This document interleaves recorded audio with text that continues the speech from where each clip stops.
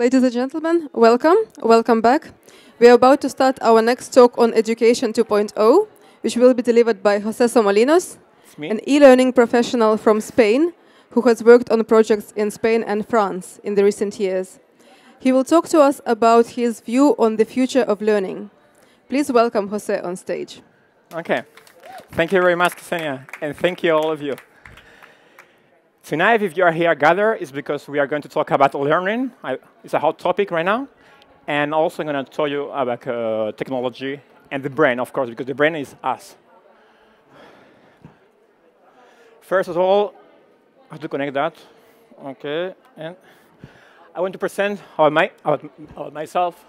First, my company. I work in a company in the north of France, in a city called Lille. That is called e-learning solution. And as you can see, we do e-learning. I'm chief of the creative department. That is where we have the rainbows and all the magic things that we do. Okay. Some of you, maybe you don't know what is e-learning. But e-learning is like normal learning with an E of technology. And we have skills and know-how that the companies want to provide to their employees. It's not to clients, it's only to employees, and they do it through technology, because it's cheaper, because it's more useful. And my company, for example, we have clients in France that they are leaders in their sector, like restaurant chains, fashion retail, supermarket, banking, and many others, many others. I'm going to show you a couple of examples. Here is from a hostess, how to be dressed and prepare. Here is the color theory for a kitchen seller. Here we have a beautiful design of a training module for stress. And here is to sell with several chairs for children with a video character. Okay, and my experience, of course, if I'm here, is because I think I gather three different disciplines. First, I studied engineering for 3 years. After I switched to advertising, that's what I like, what I love. And of course, all my life I've been doing graphic design. Since I have a computer, I started designing with Photoshop and everything. And all of that allows me to do an e-learning that I think that is something different from what an educator could do, in my opinion, because it's like technology, appealing, graphic design. It's like I try to do all the PowerPoint, all the training modules as visual as possible, you know. Then the phrase that I used to say when I explain what I'm doing in my company is I'm trying to make things easier, and that's what I'm trying to do with you tonight. I hope that you will understand everything. First of all, when I talk about learning, I'm not talking only about e-learning in my company. I'm talking about learning in general, in capital letters, because for me, learning is a universal process. You can see it could be a student, an employee, or even a self-teacher. They have different motivations, as you can see, but they have all the same brain. That's really important. First, I'm going to show you an example of something that I would like to treat that is really important. Here we have one program that is called a Storyline. It's one of the top-level programs to create training modules. And you can add picture, you can add interactive video, you can see the cap, you know, like. But it may remind you of something. It's PowerPoint, right? And it's because at the beginning it was a part of PowerPoint, it was just a plugin, and now it's a different program. But what happens? That taking the example of PowerPoint, the problem is that you are constrained to the operational framework of PowerPoint, and you can think, it's not bad, but the problem is, and if I say problem, is because it's based, and this is the same PowerPoint in Windows XP, and of course the same that we had in Windows 95. And when you are constrained to that, you cannot think outside of that operational framework. Yes, your brain doesn't go out. For example, we cannot create one mind map or one preset like this, because we are close to slide. And the major problem is that that technology is based in one of the 70s, 50s, is the same thing. Then we have the same rational thinking that we had before in the 50s. And now Could we do better? I think so. But to do so, we need to get off of the beaten path, to be able to think outside the box. Because if we are constrained in PowerPoint, we are going to have PowerPoint ideas. For that, it's an example of something that we are doing and we will have to change. And it's the example that we are doing in learning. I'm going to show you 4 examples that will illustrate my point. The first is when we search information on the internet. First, we start with Wikipedia. After Google, we start getting lost. Wikipedia, we have a text like that. There's a Facebook. So, finally, we don't really find the information that we want easily because the information is too scattered. After this is one module, awful module, that we did a few months ago in my company about banking. Banking, there used to be awful modules, really, training modules, because there used to be with a lot of charts, numbers, graphics. It's awful. And this company forced us to force employees to click in every button, listen every song, watch every video. It was awful. And it was like 45 minutes of training module, which is awful in a company that you cannot force people to be sitting 45 minutes concentrated in a really detailed module like this. When you have when you have a call, an email, someone invited you for a coffee, it's impossible. Then that's past. Or for kids, how many times have we heard grammar is boring, or math is awful, it's difficult? No, they are not. The only boring thing and the awful thing is the examples that the teachers use, not the math itself. I'm going to show you that after. And the last example, especially if you learn in Spain as me, exams, they were awful because you had to memorize information. You were not asked to use it and learn. You were asked to memorize dates and numbers, things. And after 1 week after, you forget everything. OK.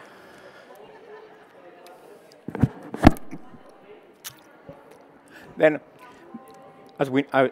on this example, I could name thousands of those. But all want to say the same thing. Something doesn't work, and we don't dare changing it.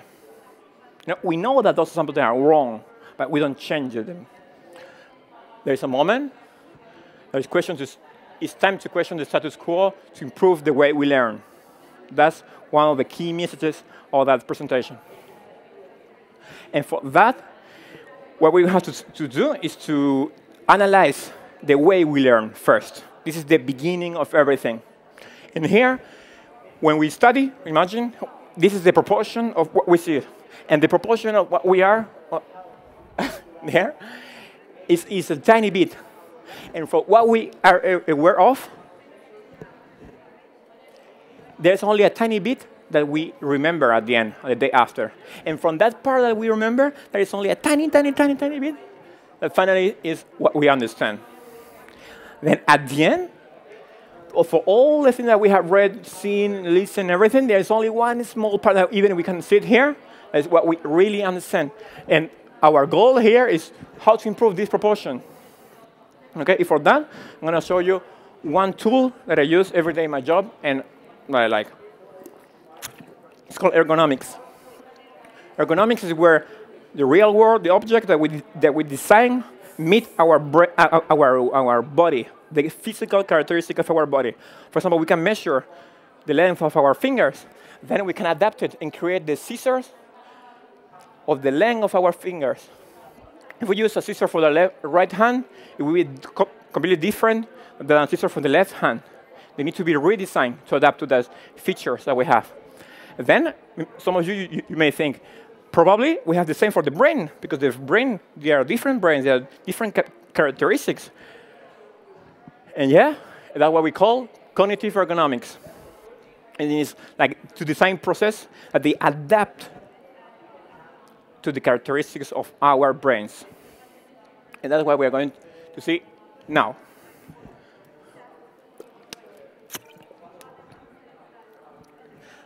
As you can see, there are 4 steps what I call the 4 learning steps, the cycle of learning. And is what we see, what we perceive by the sense, after what we pass it to the filter of concentration, what we are able to save in our memory, and what we are able to say in our own words. Okay, I'm going to start by the beginning. A picture is worth 1,000 words. I'm sure that all of you know that picture, all that proverb, Chinese proverb. But is it true? I'm going to try to prove it with a simple example. I'll let you 15 seconds to read that.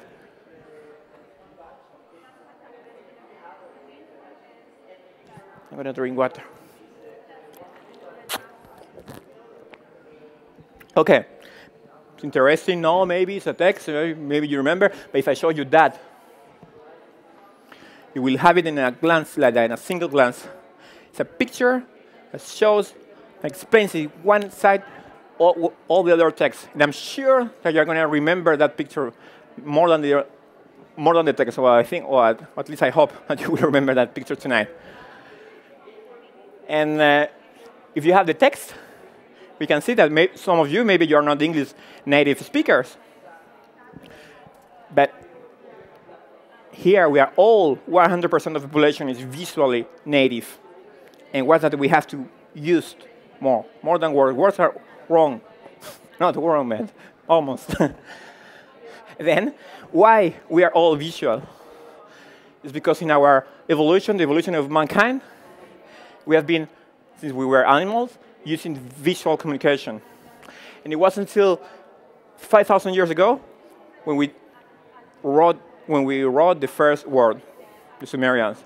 And it wasn't until last century, yesterday, really last century, when we had a rate of 70% of literacy in the world. Then words, they are new tool for us. But pictures, they are old friends. OK, then what we have to remember for that first point is that we are visual animals. That's really important. OK, once we have the visual content that we want to make entered into the brain, it has to pass through the filter of concentration. It says, a phrase that I like is, don't bite off more than you can chew.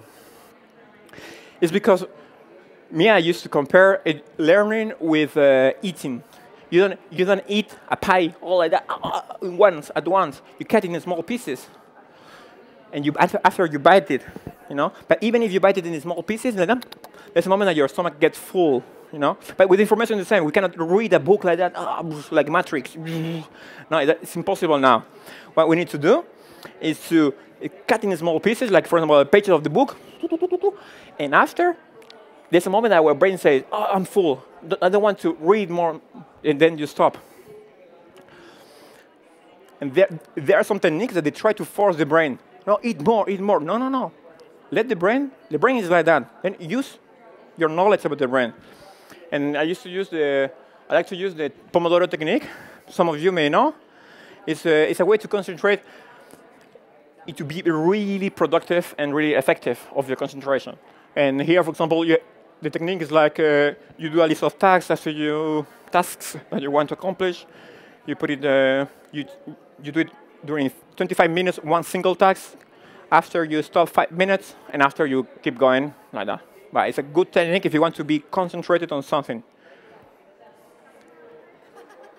It's for the picture, I'm sorry. OK. And what is the benefit of having a short attention span? Attention span is when, you can read it here. It's the amount of time that a person can concentrate on a task without becoming distracted. Why we have that? Why we don't should force it and have a longer attention span? Because we need that to be more creative. There is some research saying that children with attention deficit, they tend to be more creative. Because creativity is not painting or drawing or making music. It's combining things that they already exist and making something new. And that's why children with these problems, they are more creative. Because they are able to change from one idea to another, and finally, they make something new. That's creativity. Okay, then for the second point, the concentration point, we have concentration has limits. This is the idea that we have to keep in mind.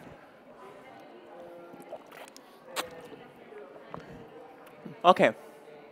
Now it's time to all the content that we have seen really concentrated and in a visual way, we have to save it in our brain. And for that Chinese proverb, I like Chinese proverb, I'm sorry, but that one is tell me, I forget, show me, I may remember, but involve me in I will understand. And that's really clever, because when we are involved in something, when we do it, when we like what we do, we keep it for us forever. I'm going to show you with one example. Is a witness to words that moved nations. It's dared men faster, further. Worn by luminaries, visionaries, champions. It doesn't just tell time. It tells history.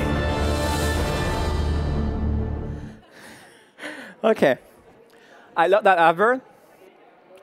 And I want to show you something about advertising, because I studied advertising, because Rolex, for that campaign, I'm sure that they spent millions of euros for the production, for the rights of the pictures, and for the broadcasting. And if they use all those millions, because they are right over what they are doing. They are not going to waste money like that. And the only key message that they sell is emotion. We do it. They try to emotion you, and for that they use epic music. They do a call for history, for glory, and they show a lot of idols that you can identify with, because you say, that I like it, that I like it. And if they use that, because it works, because if they want you to remember Rolex, then they choose to use emotion. Why we don't do it like that in schooling, in learning? Why we don't do that? Okay. This is the reason for why emotion is so important for our brain. It's because our brain has a capacity. It has a limited capacity.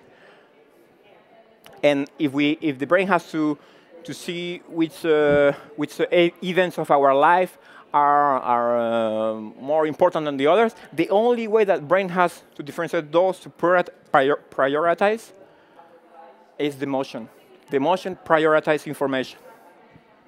Then, for example, a wedding day is something really charged emotionally for you. Then your brain is going to remember forever. I hope. No? Unless we change the wife, then we forget it. Don't worry, yes. Okay, after we have something really we'll cook, it was really good, then we save it in the second floor. And after things like a normal day, a boring movie, forget it, we don't want it here. Then, that's a good thing. Well, we have to remember for here that memory needs emotion. That's really important. We forget that in the schooling. And the last step is explain it in your own words. Are you reading?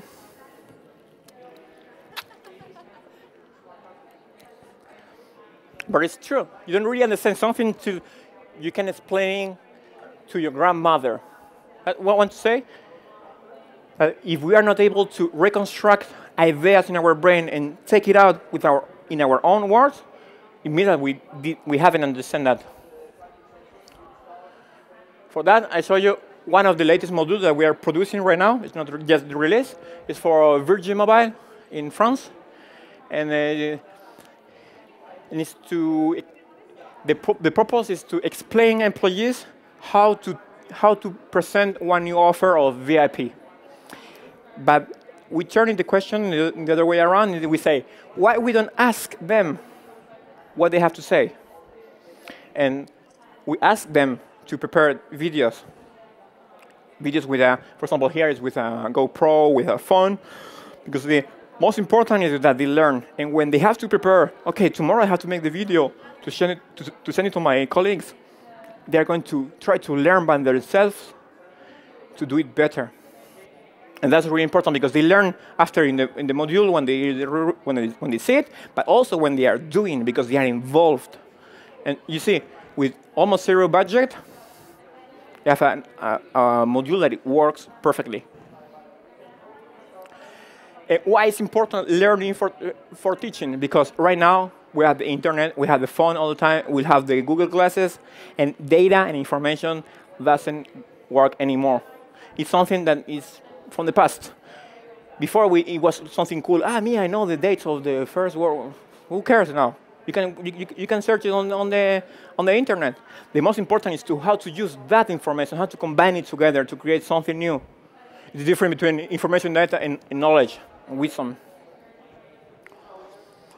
Then the last key message that we have to keep here, that we have to learn by teaching. That's everything. And now we know the characteristic of the brain. We have measured the brain as we measure the fingers. And now it's time to create the scissors. The scissors of our brain, that they adapt to our brain. Before that, I want to talk about one example to show that technology is not a goal. Technology is only a tool to what we want to do. You know, I'm reading on the newspapers that there are schools forcing kids to buy an iPad, or buying it, like, oh, let's buy 400 iPads. They're going to learn a lot. You have to have a plan for that first. And there is a case, really innovative, that I like. And maybe you can think, oh, innovative, that is Sweden or Finland. No, innovation is everywhere. And there's one step here, in the Canary Island, where I'm from. In the island of Tenerife, there's one school trying to do something better for kids, to teach them. They take a base that is the theory of multiple intelligences of Howard Gardner, that explains that there are 7 intelligences. You can see it here. And they remove all the subjects. They don't have now 1 hour of math, 1 hour of grammar. No, they have all together. Because one person is all of that at the same time. And for that, they have what they call projects. I'm going to explain you one project. Here is a book. It's a girl called Kalima. That it was, it's an immigrating Moroccan girl going to Tenerife, crossing the Atlantic. And it's a book that the children have to read. And the motivated teachers, really, because to do that, you have to be really motivated. What they do is they break down the story into pieces, and they find the exercise that they want to show to the kids to work on that. For example, in the book, there's a moment that the Kalima is singing songs of her grandparents, in Morocco. Then they say, okay, why if you make your own song forever? Then they work on rhythm, they create on rhymes, dance together, interpersonal, because they do it in a group. In one single exercise, they work a lot of things at the same time. There's another example. At the same time, they learn the geography of Africa because they are involved in the story. They are reading the book, and at the same time, they are working with that content, and it's really involving. And my favorite example is that. Normally in math, when the teacher says, okay, we're going to study trigonometry. Say, okay, let's calculate the angle of, who cares? Especially kids, no one cares. Then, for example, what they did there, they say, okay, how big is Morocco? You know how big is Morocco? No, you don't know. You need to compare it with something that you know. And then what they did, it was, okay, you know your island, Tenerife. You know how big it is. You know that it's 1 hour from here, 1 hour there. Then they were to Wikipedia. They take the measurements of the 2 countries, or the island and the country. And the children, they were asking for themselves the functions to calculate how big it was Morocco. Imagine kids asking for mathematical functions. Impossible, but they do, because they involve kids. They create exercise from them. It's not anymore the train going, one train leaves Barcelona, and you don't do that anymore.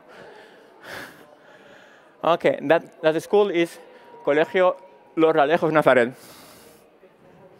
And wait, as you can see, they use a lot of technology. you know, like iPads and projectors. And it's incredible how children of 7 years old, they are able to do what I'm doing right now, but with their parents, explaining what they learn. That's amazing.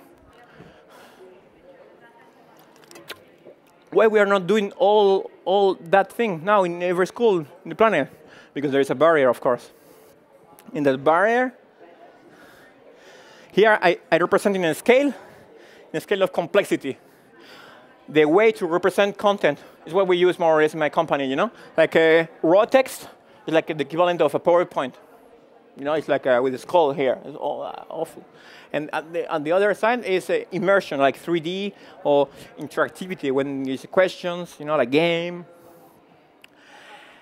And if you take the phrase that I used before, the proverb, tell me I forget, tell me I remember, but involve me I understand, we can see that if you tell me with a PowerPoint, forget, forever. If you show me how to do it with a picture, with a video, yeah, I may remember, but the best is to involve me with interactivity. And for that, we have the immersion in that. But the problem, as I said, is the money. Here we had the money, and before, to do that, it was really expensive. To have a picture, you would need to take your picture by your own, or buy it in a database that was really expensive. But luckily, now we have the power to change that. Because the images, illustration, video, all of that is accessible on the internet right now and really cheap. That is my next point when I'm going to explain you after. In the future, that's going to be even more cheaper. I like this one. OK, now I'm going to talk about the available technology right now. I'm not talking about technology in the future that maybe we will want to see. The thing that we have now, because we're going to try to adapt those technologies that we use every day to the brain. And then, for example, if we are visual, what we have to do is to create visual concepts. It's logical, you know? If we concentrate in a short attention span, then we have to concentrate on the essential. If we need emotion, we have to involve people. We have to involve them, the students. And if we learn it by teaching, then you have to share it and try to teach by your own. For example, how to create today visual concepts and if you are not a graphic designer. It's really easy. You have to go low-cost or free pictures and icons. You go to Leonardo Project, HomeCat, iStockSauto. You say, oh, you can find whatever you want for almost zero or €1 per picture. And you can try to translate the concept of your brain into visual images. For example, imagine that you say, OK, I need a dog living in France. How do I? You go to Fotolia, and you find a dog living in France. Yeah, and for €1. OK, second part is that tables, they are not usable anymore. The Excel tables and data, no. What we have to do is to represent it. And for that, we have tools like Infogram, where you can upload or take the data that they use, and you can represent it in a visually way, but beautiful, really. That page is really worth it to see. And it's a tool that you can use to create, to work with your data. Not only to solve, but for understand yourself, the data. And also the Gapminder project of Professor Roslin. There is a really useful project to understand the world through visual trends.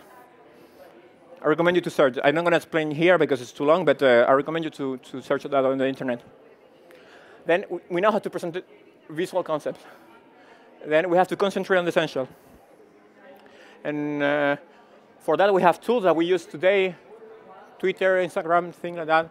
And you say, one picture, one phrase, one idea is what they propose. But you can say, with one Twitter, I'm not going to learn one Twitter. No.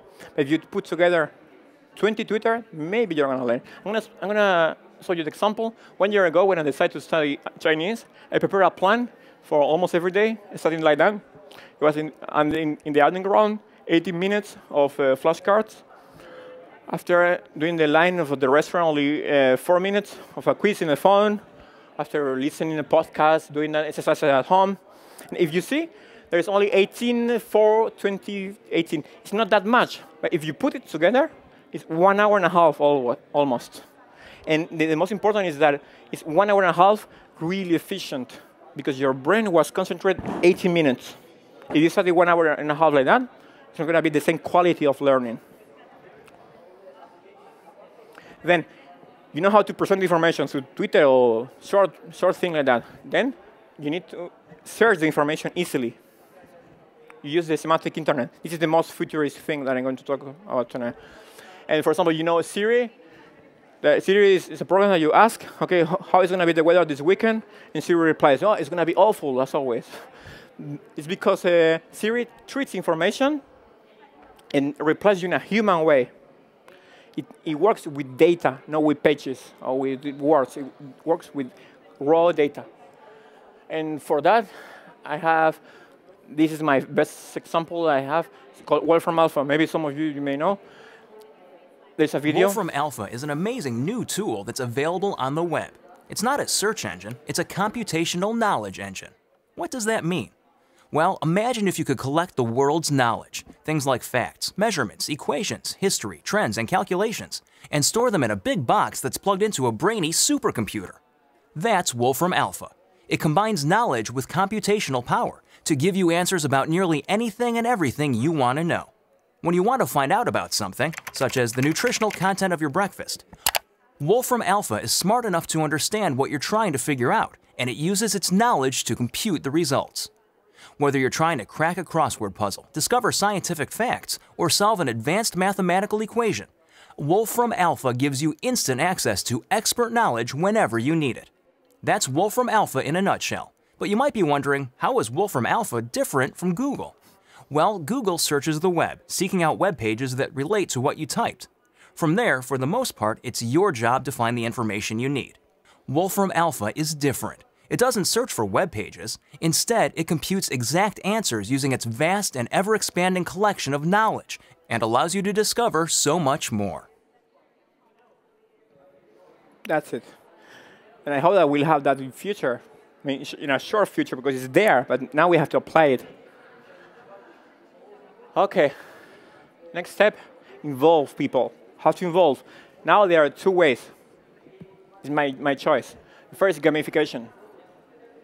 For example, there are two kinds of people. Those who who love to make a sport, and those like me, who sport is not that, it's my cup of tea. It's not my cup of tea. Then I prefer to use things like that to motivate myself. This is what we call a sport band. It counts the steps that you give, or the steps that you go up, and it counts all of that and put it in a funny graphical way, and you share with your colleagues or your friends, and you compete with them and with yourself. Then that's motivating. I used it once, and it works really good. I was working more than usual, because it was like, I have to do more than yesterday, but not less than tomorrow. Okay, and customization. That's important. I'm going to show you first one of the quotation of Sir Ken Robinson, one education specialist from Britain. And he said, human flourishing is not a mechanical process. It's an organic process. It's because we are organical machines. And if we are machines, we have to create the conditions. We have to create the conditions to let us grow as we need, as a plant. And now we are in a system of education that is based now it's a system of education that is based on standardization. It's like agriculture, industrial agriculture. One size fits all. One book for 50 million kids. It's not that. We need to pass to something more like a garden. Where you have different plants with flower, fruits, and you create the conditions for each of them, and after they give their best. That's what we have to create. And for that, we have tools. One of the teachers in the school I mentioned of Tenerife, they use Office, but to create the content for the kids. But it's not that useful, because he has to create everything. He loses a lot of time. But there are a lot of programs, like for example, Prezi, the one that I'm using tonight, or Storyline is the one that I told you about e-learning at the beginning. You can create content for kids with tools and in a really easy way. And the last one is share it, because if you want to teach it, you have to be able to upload information on the internet. You can do it like through Wikipedia or Google Drive. You can talk at the same time with people. For example, in my company, we have a wiki page for us, and we share all what we know about our company. Then when there is a new employee, an employee reads that wiki, and that person knows more about us. And he gets integrated easier. And a learning management system, what it is a platform, like all those modules like more education. And it's a platform where you can create courses, upload courses, create users.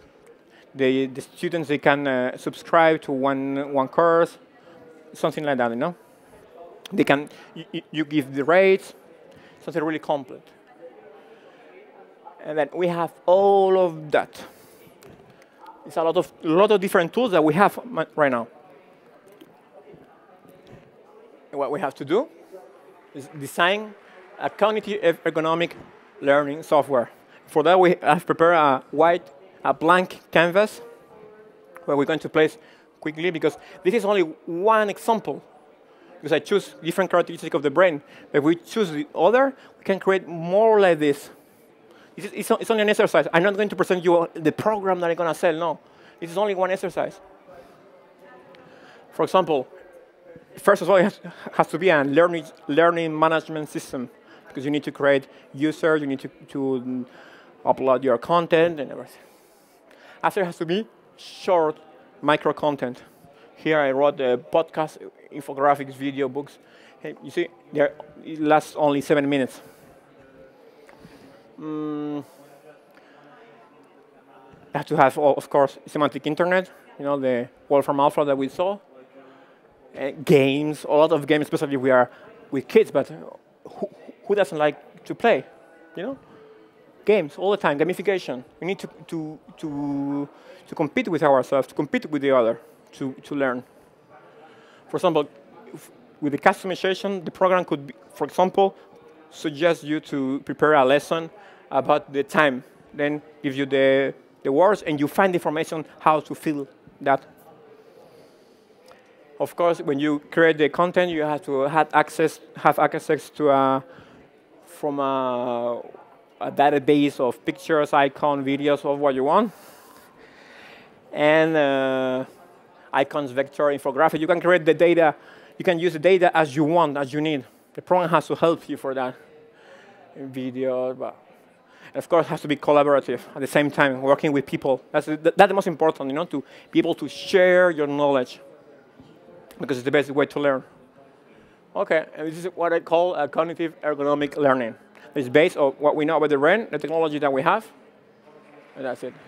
But if there is one idea that I would like to share with you tonight, and that we should really, every day, we should question what we do every day. There might be a better way to do it.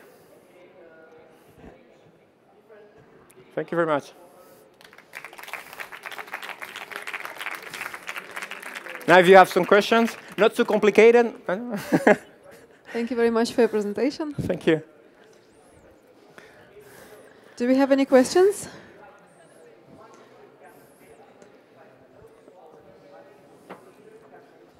Just a silly question, yeah, but it's about the gamification thing.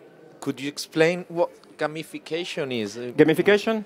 Gamification is to add, to convert whatever you want in a game. For example, in that case, with having a bracelet like that, you count the number of steps that you give. You know, then that is a number that if you do more steps than your friend, you're playing with him.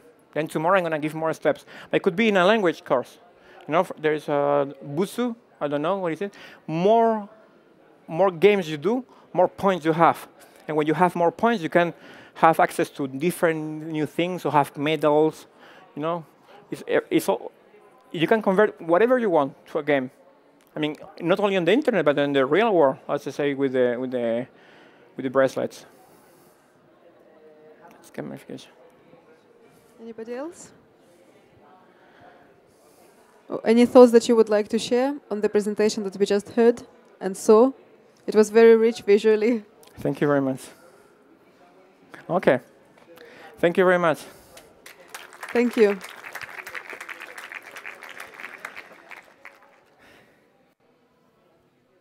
Thank you all for being here. I'd like to invite you to our next session, which starts at 9 o'clock, which will be delivered by the founders of Geek Girl Meetup. Thank you.